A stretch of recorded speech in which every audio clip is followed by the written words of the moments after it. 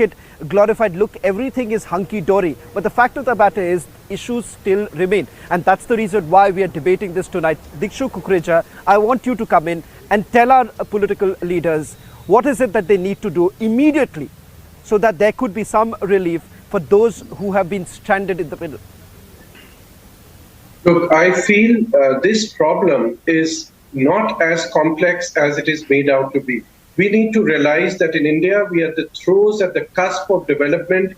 And what we are seeing on your screen today is not just a matter or issue which is limited to Noida Authority, but unfortunately, it's spread across the length and breadth of the country. And if we need to see a sustainable development which moves forward, a fair development where honest home buyers invest their life savings for a roof which is promised to them, then we need to understand that this needs a more holistic answer. I'll give you a very small example.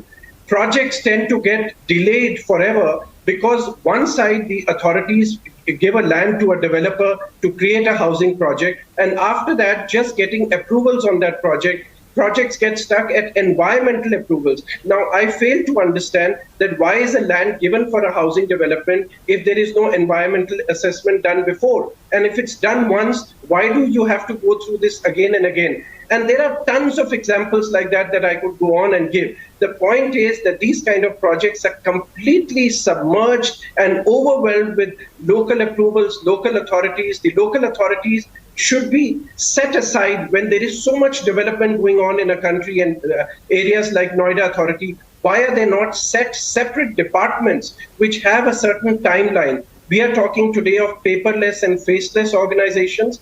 The sad part is they have actually become approachless organizations. A normal citizen doesn't even know where to go and knock the doors for getting some clarifications, for getting his grievances addressed. So these issues really need to be seen, I think, more at a policy level. Otherwise, we will tend to see as much development, probably similarly demolitions happening across the length and breadth, and then celebrating the fact that, we are destroying symbols of corruption. Why are they coming? Why are they becoming allowed to become taller than Qutub Minar before we realize, oops, they are symbols of corruption? So I think this is a malice which will continue to happen across the country unless we realize in a systematic manner how this needs to be addressed. And we have created authorities like RERA, but where is the teeth? Where is the power given to these authorities to look at real estate in a larger perspective? And that's why projects, even which we thought will get solved by coming of RERA and other authorities, projects are languishing in NCLT. The home buyers are still waiting for that dream home to come their way.